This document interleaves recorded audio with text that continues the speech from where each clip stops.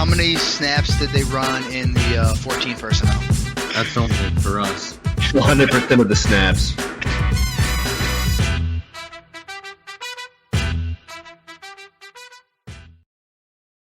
What's going on, everybody? Welcome into 14P Fantasy. I am your host, Justin Wright.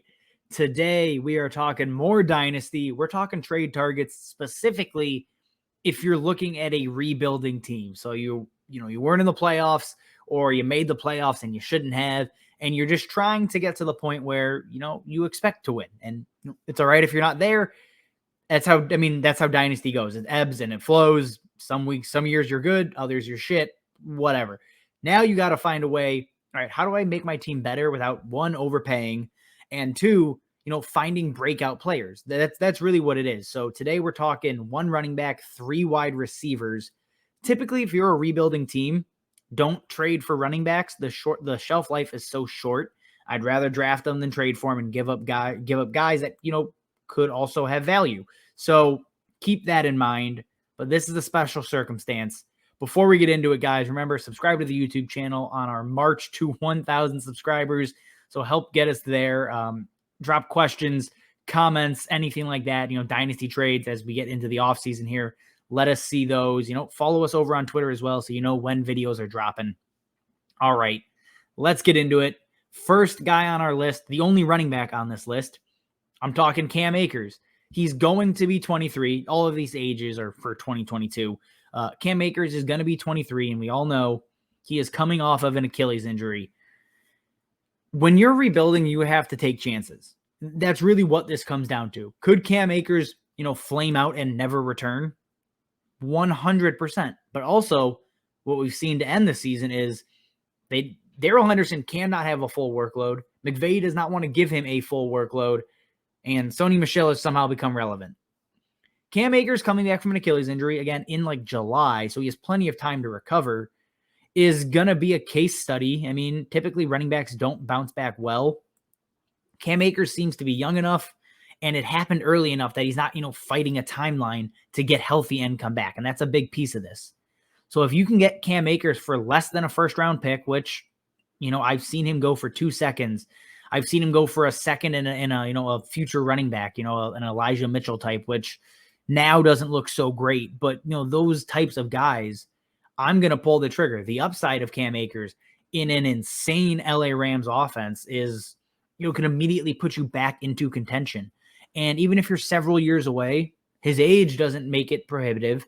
And 2, you can flip him if he does bounce back and immediately make, quote unquote, a profit. So Cam Akers, there's plenty of concern. He is a risk. But again, you have to take a chance on players to try to get that really good return on investment that you're looking for in Dynasty, and guys that could put you into contention, sooner rather than later. Next guy on our list, and we talked about him in a video a couple weeks back. We're talking Courtland Sutton. He's going to be 26 only heading into 2022, and he should be dirt cheap right now. Let's be clear. What he has shown with Jerry Jeudy back has been nothing short of hilarious. I don't know. He's averaging under 4 points a game since week 8, has not topped 6 points once. I don't think that has anything to do with Courtland Sutton, though. And that's the argument, is there is going to be a quarterback change. There is no doubt in my mind they are going to go after Kirk Cousins and Jimmy G and Aaron Rodgers and Russell Wilson. They're going after every single available quarterback. That Derek Carr, actually, no, not Derek Carr. He's on the Raiders. That's not happening. But either way, Courtland Sutton's getting an upgrade at quarterback. Every single one of those guys is a better fit for Courtland Sutton than Teddy Bridgewater or Drew Lock is. Courtland Sutton showed, on Teddy Bridgewater's hot streak, he's capable of having huge games. We saw him kind of ball out his rookie season with Joe Flacco. So he just needs above average quarterback play. The situation is going to improve. He's talented enough. Go get Courtland Sutton. He has, wide receiver 2 upside next season. This year, that's, he's toast. He's useless in redraft, whatever. The situation is going to change. You trade for talent here and expect the situation to get better. And here's the thing. You can get him probably for 2 seconds, a second and, a later wide receiver maybe. Those are the kind of offers I'm sending out because Courtland Sutton, the ceiling he possesses is probably better than whatever mid-round, second-round pick you're giving up for him. So keep that in mind when you send out offers for Courtland Sutton. Next guy on our list is Michael Pittman. He's going to be 24 years old only. Had a great start to the season, has obviously not followed that up since the bye week or, the last couple of weeks here. He got ejected last week. It's just been bad. But we've seen the raw talent and, the upside Michael Pittman has. Maybe this slow end of the season drops his price just a little bit, but he is going to be a top tier wide receiver or third-year wide receiver breakout. He's going to be that the sexy pick that everybody's in on, myself included.